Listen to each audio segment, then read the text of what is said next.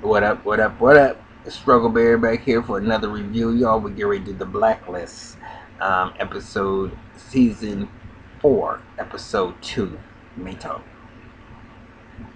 I'm gonna try to make this quick, but like I said, these type of shows, it's not, I'm gonna take character by character. I gotta actually take y'all through the whole, I gotta give you a recap. And a recap means we gotta go from the beginning to the end. I can't promise you how long this is going to be, but how tired I am. Maybe this might not be the best review from me, but I'm going to say from the very beginning, if you have not seen me before, please watch the video all the way through, the review. Um, like, subscribe, and I would really want some subscriptions so we can be able to grow, get some better video quality. I mean, not that I'm not even trying to get, I'm not even worried about the money because I'm so far away from ever being able to make some money. That's not even my thing. But I want to get better. And so I want y'all. So I'm not just doing ratchet shows like the Love and Hip Hop series and the reality shows. I want to do some actual shows that I actually watch too, and I'll be sitting there venting because crazy shit be happening, and I'll be like, damn, I want to talk to somebody about this shit, and I can come and talk to y'all. I can let several people sit there and get back to me, even though my comments ain't as much as other people might get. I mean, I'm getting more comments, I'm getting more feedback, and things are happening. So I'm enjoying my channel right now. So let's get to this review. Now, it starts off with Kurt. Okay. Now it took me a long time to really find out what his name was because I was saying Kurtjit and all this other. It's Kurt. Kurt and Liz is flying. He's like, they never gonna find you. So I don't even know why you looking out that plane. They never gonna. She said, well, Tom's alive, and they don't have Agnes. That's all I'm worried about.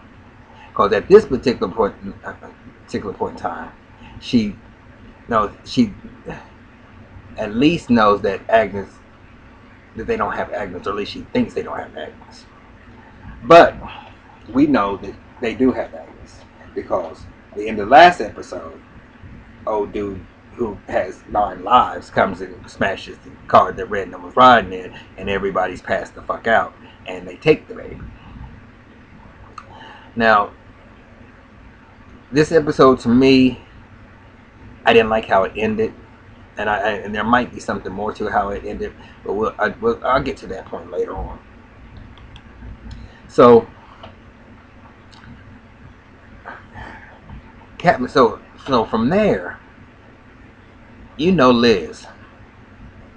Liz always got to make a motherfucking situation worse than what it is. Okay. I mean, she never can sit there and leave, and you know what? It's to the point where I know her and Red are the main characters, right? And we got Tom that are those, sub characters or whatever. But Red and Liz are the show. But that bitch gets on my nerves sometimes because she just does some shit that, bitch, why do you have to be so motherfucking goddamn needy? Why does everything, you got to question everything, you got to do everything, you got to call yourself making the situation better, and you always make the shit motherfucking worse. All the time. All the motherfucking time. You got everybody's life all fucked up. You got people thinking you're dead. I mean, everything that doesn't even have to happen because you motherfucking could not stop trying to figure shit out when all you had to do was just go along with the punches. This nigga was bringing you cases. You was sitting there becoming, but no, you always got to go that extra nine. I don't like her character for real. I don't like her character at all. I'm here. I gotta sit back because my back is hurting. So she's getting on my nerves for real. And she's up in the plane, and she decides that she wants to sit there and start fighting with the pilot, and gets the gun from Kurt, and she's fighting in the back for the gun. She shoots the pilot in the head. Don't know how to fly no motherfucking plane. The plane is going to do what? Go ahead and crash. Bitch, you didn't think about that shit? You didn't want to try that shit when you got on dry land? I mean, what's really going on with you? Why is you even carrying on like this? But she did. So now we off to Reddit, and them coming back, coming to conscience. Tom finds them crashed on the side of the road, And so he gets everybody up out the car and said, well, they got Agnes. So he said, well, I know, I got a description of the guy.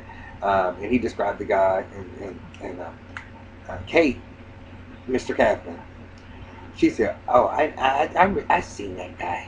I seen him. And he's like a mercenary type of dude or whatever. And I, so Red said, well, where can I find him? She said, I don't know where we can find him, but I think I know somebody who can. And so she told him about Nikos. So, all Red had to hear was Nikos, and they're on their way. So back to Liz and Kurt being in that plane. Plane crashes. She in the plane, she got him tied up with the seat belt wrappers and got his hands all tied up. Some rabbit ass shit that I knew he was gonna get the fuck out of. And she's trying to get the radio to work. The radio ain't working. So she's sitting there going through all this motherfucking goddamn shit, and then the plane starts sinking into the water a little bit. And he's like, "Look, you need to sit there and tie me, because we about to go. This is about to go under." He said, "You need to trust me." She said, "Nigga, please, I ain't gonna trust you." But it came to a point where she had to. So she was unloosening this thing, and she put the gun to the side. And next thing you know, he got the gun on her. I'm like, bitch, you do the most stupidest shit like that. You do dumb shit. And here it is. The tables are turned again. So they sitting there floating in the river. So then Red and them go to they're going to go see Nikos. They get to where Nikos is, and before they go in, Kate was like, well, can I speak to him? Let me speak to him first. He said, no, you didn't already handle shit enough, bitch. No, I don't give a fuck. She's like, look, this motherfucker right here is the reason why I've done everything that you've asked me to do. Even to protect Liz from the very beginning and make sure she was alright. And you remember when I got shot, Nikos was the reason why I'm still here right now. He helped me to still be here so that I could be able to do all the things that I've done for you over the years. And I know that you might not be your favorite person because you felt like I betrayed you. But I've done everything that you asked me to do. And which she has. Okay, she has. But see, Red just feels like he still can't trust her because that's not something, when it comes to Liz, she overstepped her boundaries on what she felt like she could do. And her whole thing is that he wanted her to protect Liz. And he's not good for Liz because she has this new baby. Now, number one, he didn't protect the baby, and she done that. And she's grown, and now she has another baby. And if she continues to be around Red, these situations, they will always be going through for the rest of their life. And I don't understand why Red does not understand that. I don't know what it is with Red. I don't know what story is true. Because we done heard all these different stories, and I don't know what story is true because he's not saying anything. But all these stories are coming out, and even in this episode, more stories are coming out. And I still don't understand why in the fuck do you sit there and feel like you have to intervene in Liz's life so much? That you are doing what you're doing. It's like you're obsessed with her to make sure that she's okay. But you don't give a fuck who happens. You want her to live her life like you live your life for the rest of your life. And you don't want her to go ahead and just go off and be able to live her life and be happy with her child. She has a child now. She chose to keep it. And if she wants to be with Tom, then so be it. She wants to be with Tom. I don't want her with Tom myself. But he loves her now, and all that shit before where he was, it didn't came full circle, and he's back, and he does actually love her. I just can't get off the fact that I don't like him, and I don't want him in the whole picture because I feel like he slows her down. But that's my opinion. But Red, you doing way too much. And so Kate was just doing something that she said the cycle is never going to end because you always interfering in this girl's life. You ain't going to let her live. So she was right. So anyway, she said, so she was explaining to him what Nikos was to her. She said, so just let me go in and at least try. He said, well, you got a few minutes, but we don't have much time, Kate. So they go in, and his secretary said, well, he's not here right now. Well, you need to make him available because now Red's stepping in. Bitch, I don't got time for all this shit. We ain't going to take this nice and slow, Kate. I need to find Nikos so we can find out where Agnes is. And so um, she said, well, it's impossible because he's in surgery right now. So they go to the hospital, and I'm thinking it was just one of them bullshit stories that she was saying. He in the operating room, the doctor is doing surgery, has him open, and they doing the surgery. And Red comes in the motherfucker room talking about, you want to wake this motherfucker up because I need some information. The doctor said, I can't do that right now. Y'all got to get the fuck up out of here. He said, well, everybody gonna get the fuck up out of here in a second because he pulls out his gun, and then Dembe and the ones around them are like there. So they done woke Nikos up. Now we back at the plane. The plane's all underneath water. The gun is gone.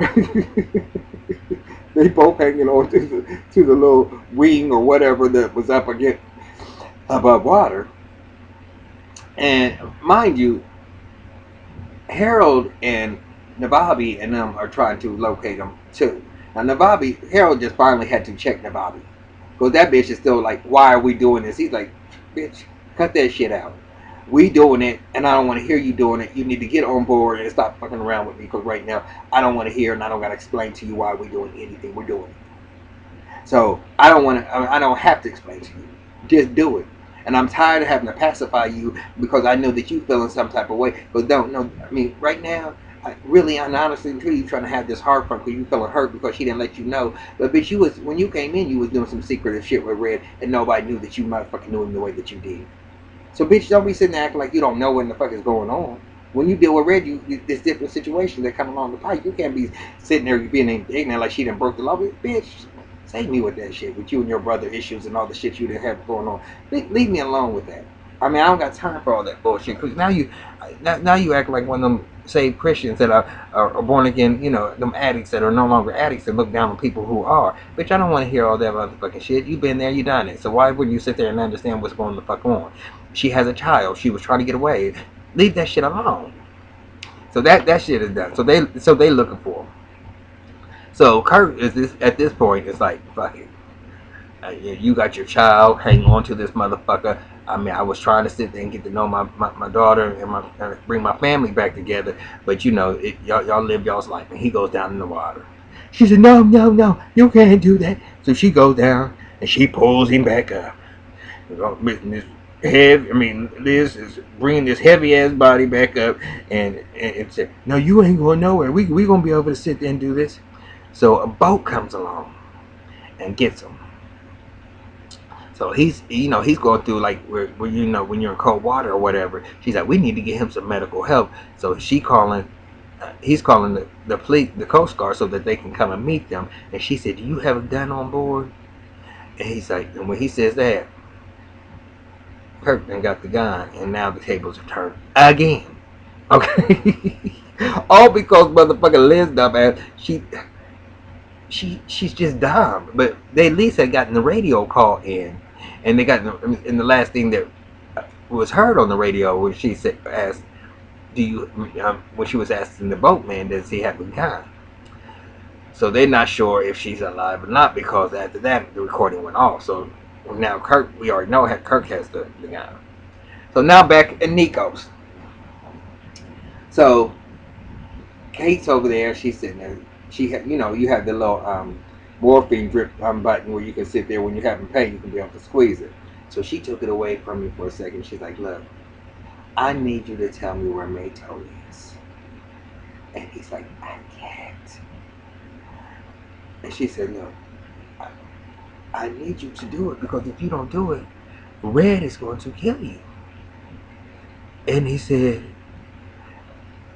"But Kate, if I do that, then Red is going to kill Mato." And just like Kate was trying to be loyal to Nikos, but she had to, because the whole situation with Liz and whatever is more important, she gave him up. Nikos had this loyalty towards Mato that he wouldn't give him up like that. So Red comes in. He said, "Look, I wouldn't." I said, "Nikos, I wouldn't kill you because you have loyalty, and that's very rare. But I can't say that for everyone. Now this man right here, it's his daughter that we're looking for. And I can't tell you how he's going to feel. So they left Tom alone with it. And Tom was like, look, I know that you don't want to give this to me, and I'm not trying to do this, but I need you to tell me where Mato is. So he put up some resistance, but once the little equipment and the drills and stuff started going in, he gave a pager number and he gave a name. And so Tom comes out. He said, I got a number and a name. He said, what we got to do from Nico's phone is page this dude and put it, or text him, put in the name, and he'll come to where we're at, and he'll come. So Matos is this Indian guy who is like a mercenary or whatever, and and the whole thing is he was not trying to harm the child because he was making sure that the child was okay.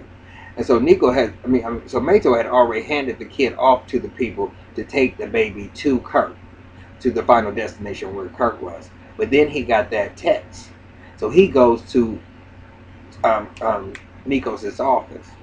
Now when he goes, now Kate's in the car with Tom, and Tom is sitting there saying, I'm sorry. She said, what you sorry for? She said, you know what? I'm always the cleaner, and that's what my job is, to clean. And I know, there's a lot of things going on, and you know what? And I know Raymond wants to kill me, and I know he wants to make it easier for him, but I'm not, because I did exactly what I did, and I would not change anything. I would do it again. But I'm not here to make him feel better. I'm not going to make him feel better. And if he's going to do it, he's going to need to do it himself. And I'm not here to make you feel any better. You did what you had to do, and I'm sitting there. And I understand whatever, but don't be sitting up here talking about that you're sorry right now. And so she sit there and gave this little spiel, and she said, I need some air. So she getting out of the car. Now, first of all, Kate, y'all waiting on this motherfucker to come. You standing out there, you knew you just already had that encounter with him. That was just a no-no right there, because he would have went in the place and it would have been a lot easier. But anyway, so he goes in. No, he's getting ready to go in, and he sees Kate standing outside. So he goes running. So then Dembe and Tom are chasing him down, and they catch him. So y'all know Red's sitting in the back, and he's like, got him all tied up. You know, Mato is not going to give in. Go ahead and kill him. But see, Red, I gotta give it to fucking Red. Red is not no dummy, okay? Red is aware of all different cultures and all different people's beliefs. He's not just no one-minded, narrow nigga that he can go into any situation and have some type of knowing, or somebody who has been there to where he can read a situation. He don't go in just totally blind and not understand people. He does not do that. So I gotta give it to Red. So Red knows what these Indians believe is when they're buried, they want holes in their caskets because they don't want to feel like they're trapped. And he said, well, look, I can tell you one thing, you gonna die. But do you want to be dead where you're going to be trapped in a coffin with no air, no hose? He said, I can either give you a decent burial, or you going to sit there and be like, and basically you're going to be in hell, because you're not going to have, because you're going to be entrapped into that coffin. And when he told him the story the way he told it to him, he told him that where she was at the Summer Palace. So, you know, of course, Red's on. He said, "I'm familiar with the Summer Palace." So he calls Cooper and them and said, "Look, I don't know if I'm gonna be able to make it there before y'all, but he's at the Summer Palace, and Agnes is there, and Liz is there." And so Agnes hasn't gotten there yet, but Agnes is on her way there. So Liz gets to the Summer Palace. And this is when the story starts coming. That's what I'm saying. I still don't know what story the motherfucker believe. Because I know Kurt is sitting there saying that he is a father. But I don't, I don't know, because the way Red is going so hard, I don't know if he really is her father. Because, you know, our story is her father was killed. That Liz killed her father. when the night of the fire that she shot him. That's what I mean. Her memory came back. She came up with that memory in her head. But he's sitting there. So she goes. She in the house, and she has like this lady who is like who's been keeping the house up over the years. And she said, well, let me go show you to your room or whatever. So Liz, how well do you know him? And I said, there you go with this shit again, bitch. You always be wanting to know all the little particulars or whatever, and you always just leave shit alone sometime, Liz. Because every time you start, I mean, first of all, you wouldn't let it go of who your mama was. And then once you found out who your mama was and found out she was a Russian, then all the storyline is just starting to be, you getting on my fucking nerves. Enough is enough, baby. Enough. So, I just don't know how to call it. So she talking to the girl. She said, I don't really know him that well.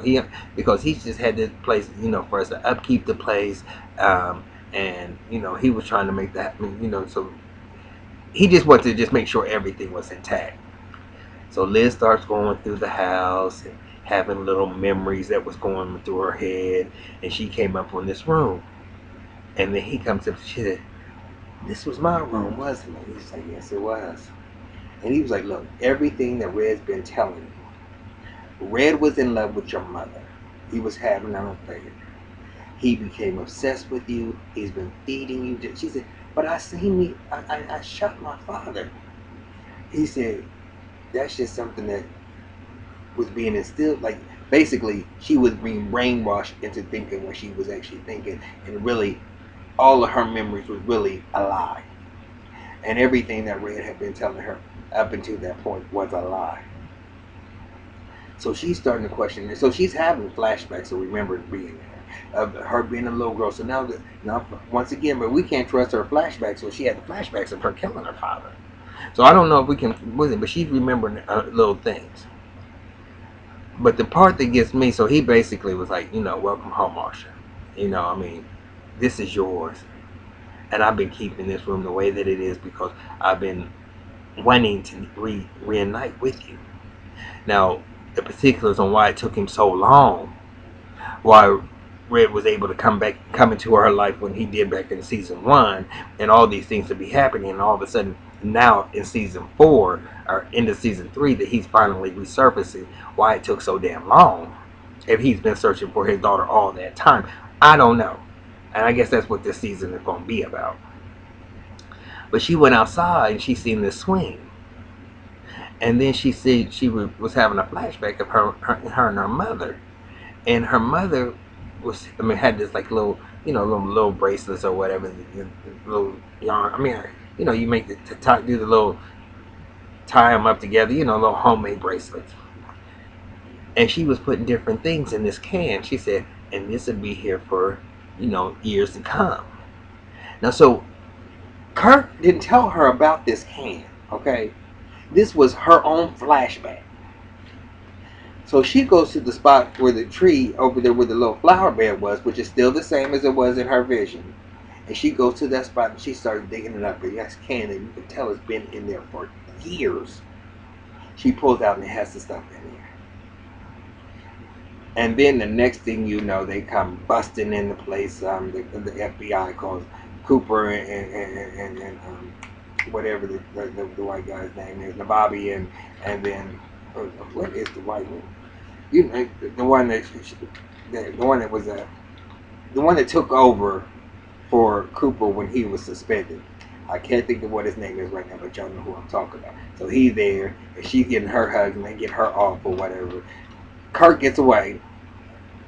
The baby's not there. If the baby was there, the baby's gone too. But Liz is now safe, and they take her to the spot. And Thomas there says, "This is your new home." And so she go in there, and then Thomas there, and she's like, he said, "We gonna get her back, baby. Don't even worry."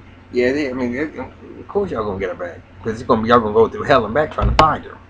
But that's okay. But y'all get ready to work it out or whatever. And Tom, I know I don't like you, but time and time again when she's in trouble, you still come through for her. So I got to give it to you. But the part that gets me is Now Dembe and Red and Kate Kaplan are taking a drive, and they get to the spot. Dembe gets out, and Red and Kate going on the spot. I said, he's about to kill her.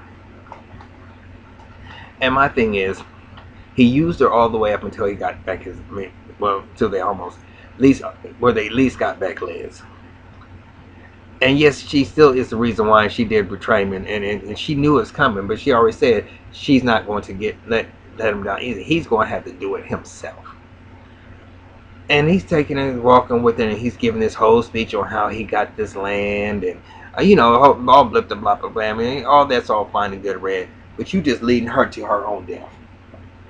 And she said, "You want me to say I'm sorry, but I'm not. I did exactly what you asked, and I understand what you have to do. You don't trust me." He said, "You know what, Kate? It's not the fact that you betrayed me. I can't trust you. And so you always said that you wanted to go somewhere in your old days and be able to somewhere peaceful." So and then he goes and he shoots her. But y'all, he didn't shoot her in the head. She falls and he walks off, and I'm like, that's some fucked up shit. This bitch has covered up shit for you all these years. And it's not like when she did fuck up, it wasn't a justifiable fuck up. You know what? There's certain things. I mean, I know there's certain things that you cannot be able to forgive, but come on, Red. If you just sitting there, and whatever is going on in your head that has you wanting this thing with Liz, I don't understand what it is. Because now it's starting to become a little creepy. Because if that is her daddy, why in the fuck what are you protecting her from? That's what I don't understand. Everything is out. She knows where her mother was. She knows who her father is. What are you protecting her from, nigga? Why are you still around? So that's what I don't get. But anyway, so they drive off, and then Kate grabs that grass a little bit. I don't think she's dead. I don't. I think she might be hurt, but I don't think she's dead. I think we will see Kate again, and that's the only thing good about this episode.